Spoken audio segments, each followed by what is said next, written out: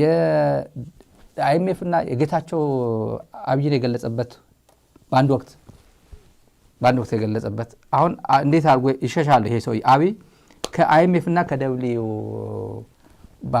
የሚባል ወርልድ ባንክ እንዴት ሊሸሽ ይችላል? ማምለጫው እንዴት ነው? አንድ የአይኤምኤፍ ሰውም አግኝቼ ነበር።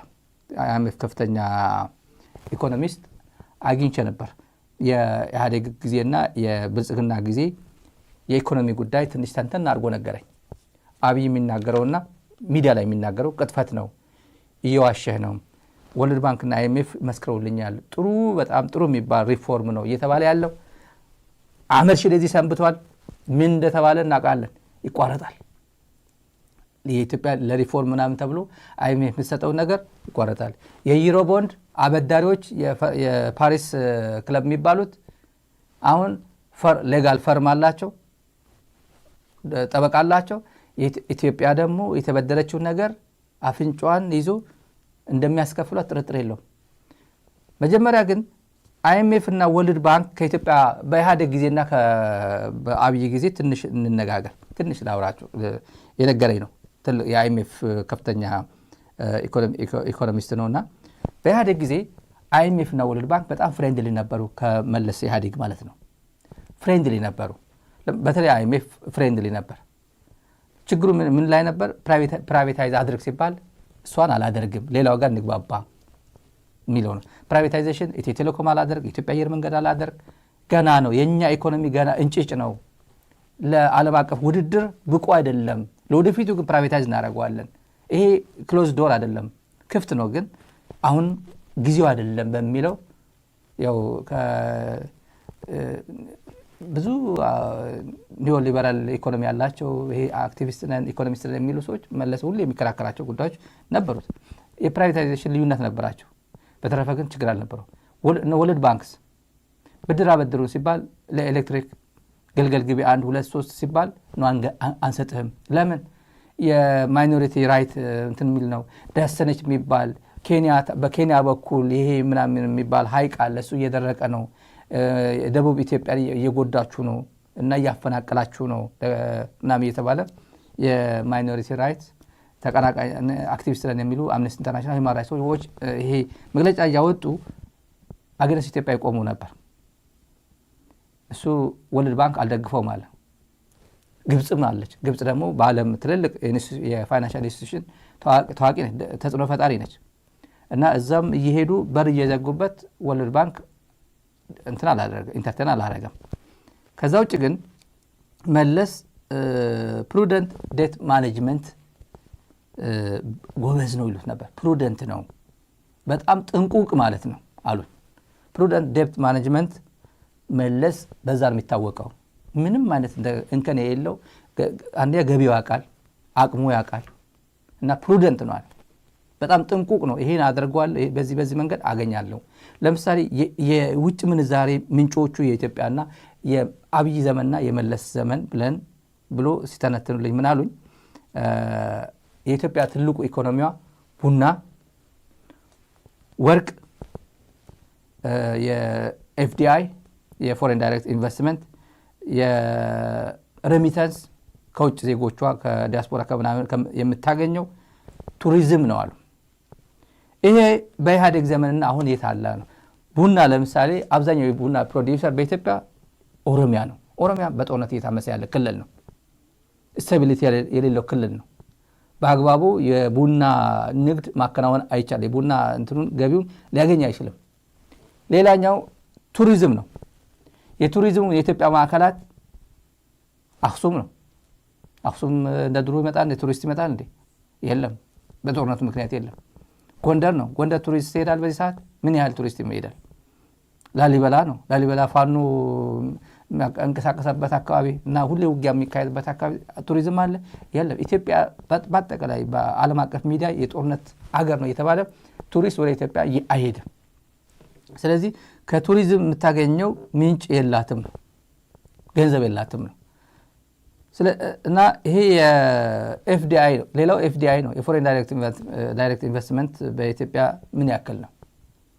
የቱሪስት እነ ግብጽ ቱርክ፣ ቻይና ፓኪስታንም ጨምሮ ነበር፣ አሜሪካም ጭምር መጥተው ነበር። ሐዋሳ የነበረው የኢንዱስትሪያል ዞን ምን ያህል ካምፓኒ መጥተው ነበር። አሜሪካኖች በአገዋ ምክንያት በትግራይ ጦርነት ተከትሎ የመጣው የአገዋ እገዳ ወጡ። አሜሪካን ወጡ። በጣም ትልልቅ የጨርቅ አምራች ካምፓኒዎች ገብተው ነበር። በጣም ትልልቅ ብራንድ ያላቸው ወጥተው ሄዱ። ቱርክ ወጥቶ ሄደ። ቻይናውን ወጥተው ሄዱ። ፎሬን ዳይሬክት ኢንቨስትመንት ጠፋ። ስለዚህ በመለስ ጊዜ ከቱሪዝም ስንት እንደሚያገኝ፣ ከቡና ስንት እንደሚያገኝ፣ ከፎሬን ዳይሬክት ኢንቨስትመንት ስንት እንደሚያገኝ፣ ከሬሚታንስ ስንት እንደሚያገኝ በደንብ ጥንቅቅ ያለ ዳታ ነበረው። አንዴ ስቴብል የሆነ አገር ነበር፣ ስቴብል የሆነ ኢኮኖሚ ነበረው፣ ስቴብል የሆነ ሴኩሪቲ ነበረው። በዚህ አካባቢ በአማራ ክልል ጦርነት ስለማይካሄድ ሰላማዊ ይሆናል። ፍሎው የቱሪስት ፍሎው ጥሩ ይሆናል። ጎንደር ይሄን ያክል ቱሪዝም ይመጣል፣ ላሊበላ ስንት ይመጣል፣ አክሱም ምን ያህል ቱሪስት ይመጣል ተብሎ ስንት ገንዘብ አገኛለሁ ከቱሪዝም ሴክተር ብሎ ያውቋል። የሬሚታንስ ጉዳይም ተመልከቱ። ሬሚታንስ አሁን በቀጥታ ወደ ባንክ አስገብቶ በባንክ ምንዛሬ የሚሸጣል እንዴ? የለም እኮ ሁሉም በብላክ ማርኬት ስንት ነው ያለው ይላል። በውጭ ያለው በዜል በምናምን ይልካል።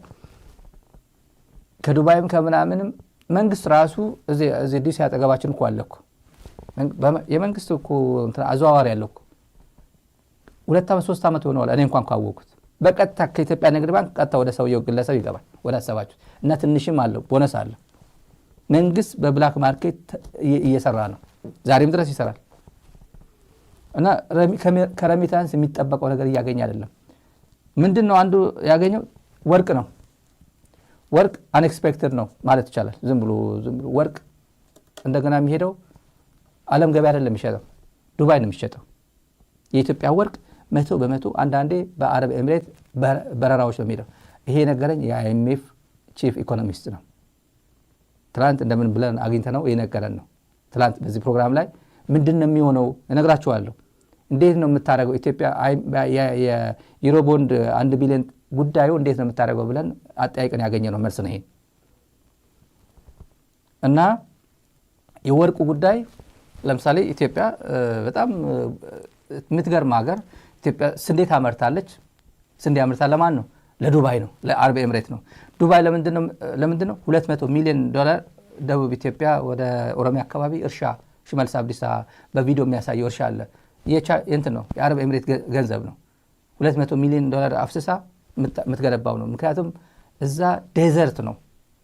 መጠቀም የምትችለው ሱዳንና ኢትዮጵያን ነው ለስንዴ ምርት።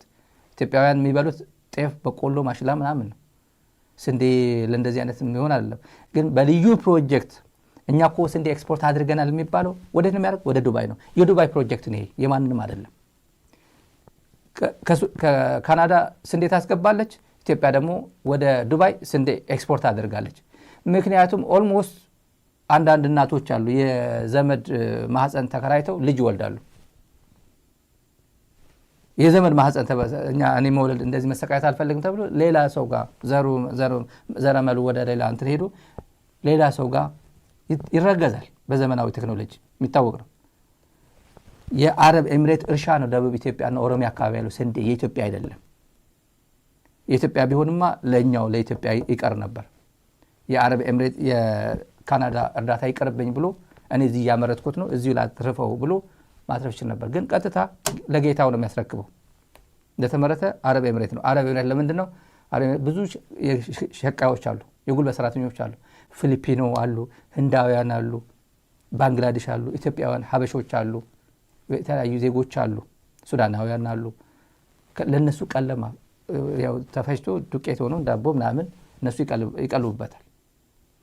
ወርቁም ቀጥታ ልክ በዓለም ትልቁ የወርቅ እንትን ያላት ኮምፒቲሽን ውስጥ ስለሆኑ እነሱ ያው ፈረንሳይ ነች። በዓለም ብዙ የወርቅ እንትን ያላት ሪዘርቭ ያላት ፈረንሳይ ነች። በቅኝ ግዛት ጊዜ ከአፍሪካ ምናምን ያሰባሰበችው ወርቅ ነው። እና ለወደፊቱ የአረብ ኤሚሬት ሀብት ነዳጁ ያልቅና ለትውልድ ግን ወርቅ ሴቭ እናድርግ ብሎ ሴቭ እያደረጉ ለትውልድ እያደረጉ ነው። አጅሬው አብይ አህመድ ወርቁን ቀጥታ ወደ ዱባይ ነው የሚያስረክበው። ስለዚህ አሁን እንዳለው ገቢ ባለው ገቢ ቢሆን ኖሮ ገቢ ብድር ስትበደር እሱ ያው እውቀትም ስለሌለው በጥላቻ የታወረ ስለሆነ እንጂ አፄ ኃይለ ሥላሴም ይሁን እኛ የአፄ ምኒልክ ሚሉ ባይንዲንግ ስለሆነ እሳቸው የፈረሙት ፊርማ የሀገር ፊርማ ነው ብሎ ይፈረሙታል አይደል? ይሄ ከፈረሙት አይ በቃ ገዢ ነው ለኢትዮጵያ እንደ ህግ ሆኖ ያገለግላል አግሪመንት ነው ሪስፔክትድ ይከበራል ብለናል። ምን እናቀር ከጣሊያን ጋር ያደረጉት ውሎች ምናምን የውጫሌ ውል ምናምን የሚባለው ከተለያየ ጣሊያን እንትኖች ያደረጉት አይደል? እንደዛ ነው። እና የኃይለ ሥላሴ ቢባደሩት ደርግም ይባደረው መንግስቱም ኃይለማርያም ይባደረው ወይ መለስም ኃይለማርያም ደሳለኝ ይባደረው ኢትዮጵያን ወክለው ነው የተበደሩት። አብይ አህመድ የተበደረው ቀጣይ መንግስት ስለሚከፍለው ምን ጥርጥር የለው። ይሄ ሰውዬ ያለፉት መንግስታት የተበደሩት ነው እየከፈልን ያለ ነው ይላል። ያለፉት መንግስታት የገነቡት አስፋልት ነው እየነዳውበት ያለው አይልም። ያለፉት መንግስታት የገነቡት ቀለበት መንገድ ጎተራ ያለው ቀለበት መንገድ በዛ እየተሽከረከርኩ ነው አይልም። ያለፉት መንግስታት የገነቡት የሰበታ ጅቡቲ ሬልዌይ በዛ ነው ጦር መሳሪያ ያመላለስኩኝ ያለውት አይልም። ግን ወነ ኔጌቲቭ የሆነ ነገር እሱ የማይጠቅመው ነገር ለፕሮፓጋንዳ ይጠቅመኛል ካለ ያለፉት መንግስታት ይላል። ምንድን ያደረጉበት ገነቡበት አሳዩ። አልተጠቀምክበትም እንጂ ሐዋሳን የመሳሰሉ ትልልቅ ፕሮጀክቶች የኢንዱስትሪያል ዞን ገነቡል አፈረስከው። ጦር መሳሪያ ማከማቻ አረከው። ሁመራ ያለው እኮ ሁመራ አካባቢ ተጀምሮ የነበረው እኮ አሁን መከላከያ ነው የሚኖርበት እኮ የለም። ካምፓኒዎቹም ወጡ። እና ይሄን ምን አይነት ብድር ነው? አሁን ወደ ገደለው ስንገባ ኢትዮጵያ እንዴት ነው የምትከፍለው ስላችሁ ሁለት አይነት ሎን አለ። ሴኩርድ እና አንሴኩርድ ሎን የሚባል አለ። ሴኩርድ ሎን ኮላተራል ይያዛል፣ ማስያዣ አለ ኮላተራል። ምናልባት ሁለት አውሮፕላን አስይዛ ልትሆን ትችላለች ኢትዮጵያ። ሁለት አውሮፕላን ኢቲ ምናምንና ኢቲ ምናምን አስይዛ ይሄ እንትን ካለኩኝ ይሄን ትይዛላችሁ ብላ ሁለት አውሮፕላን እንደማስያዣ ሊሆን ይችላል። ወይም ደግሞ ካልከፈላችሁ እኔ እንትን ላይ ትገባላችሁ ሼር ትገባላችሁ ምናምን ብላ የሆነ ብቻ ሰኪው የኢትዮጵያ እንደ ሀገር የተደረገ ያው ብድር ስለሆነ ሴኩርድ ሎን ነው ብሎናል። ኢትዮጵያ ኮላተራል አስይዛለች። ስለዚህ ምንድነው የሚሆነው? እነዚህ ወደ ሌጋል አክሽን እንሄዳለን ብሏል። እነዚህ የዩሮ ቦንድ አበዳሪዎች ማለት ኢትዮጵያን ያበደሩ ወደ ሌጋል እንትን እንሄዳለን ማለት ሎ ፈርም አላቸው፣ ጠበቃ አላቸው። ከዛ ይከሳሉ። ምን ፍርድ ይሰጣል የምናየው ጉዳይ ይሆናል። ይሄን በተመለከተ ጌታቸው ረዳ በአንድ ወቅት አብይ ላይ ቀልሉበት ነበር። አንድ ብድር የሚወድ ጓደኛዬ ብሎ ብዙ ሰው የሚወደው ቋንቋ አለ በዛ እንደበቱ እንዴት አድርጎ አርቲኩሌት እንዳደረገው ታቁታላችሁ። አብይ አህመድ አሁን የኢትዮጵያ አየር መንገድ ተይዞበታል፣ በዴት እንትን ተይዞበታልና አዝናኝ የሚባል እዚህ ፕሮግራም አለ። አዝናኝ የአብይ ንግግሮችን መተርጎም በጣም ከባድ ነው። ታውቃለህ፣ ኦልሬዲ ከባህሪው ነው የምነሳው። አብይ በሆነ አጋጣሚ በሙሉ የሚመራው መንግስት ሁከትን እንደ ችግኝ ማፊያ ታውቃለህ፣ ሁከት ማፊያ ተቋም ነው እና ሁሉም አጋጣሚዎች ላይ ሁከት፣ ጭቅጭቅ በመፍጠር የስልጣን ዕድሜ ማራዘም ነው። ስለዚህ እኔ ምን አላረኩ እንቅልፍ ለምን አጣለሁ? አብይ የተናገራቸው ንግግሮች በሙሉ ስተነትን እግረ መንገድ አይኤምኤፍ ወይ ወርልድ ባንክ የኢትዮጵያ ሪፎርም ችግር ውስጥ ነው ያለው ብሏል ለተባለው ምናልባት የመረጃ ስህተት እንዳይሆን በዓለም ላይ ምሳሌ ሊወሰድበት የሚገባ በመንግስት ቁርጠኝነት የተመራ ድንቅ ሪፎርም ነው ያለው። ኖት የዛሬ ወር ትናንትና የአይኤምኤፍ ቦርድ ተሰብስቦ ትምህርት ሊወሰድበት የሚገባ ሪፎርም በኢትዮጵያ ተከናውኗል ነው ያለው። ትናንትና ሪፖርቱን ማንበብ ትችላላችሁ። ምንም ጥርጥር የለውም የኛ ሪፎርም ለምሳሌ ብድር የሚወድ ጓደኛ ነበረኝ፣ ኃይለኛ ተበዳሪ ነው እና ሰው ሁሉ መንገድ ላይ ያስቆመዋል፣ አስቸገረው እና ተበድሮ ሳይክል ገዛ። ከየት አመጣው ስለው ተበድሮ ነው የገዛው። ተበድሮ አበዳሪዎችን ለማምለጥ የሚጠቀምበት ሳይክልን በብድር ነው የገዛው። ሰው መንገድ ላይ አበዳሪ በእግር የሚሄድ ሰው በሳይክል ከሆንክ እንትን አትለውም፣ አይቆምልህም። እና ሁልጊዜ ማለት ፈጠራው ያስገርመኝ ነበር። ግን ያ ልጅ አገር መሪ አይደለም። አብይ የዛ ልጅ ኔቸር ኖሮት ግን አገር መሪ ሆነ፣ እንዳለመታደል ሆነ።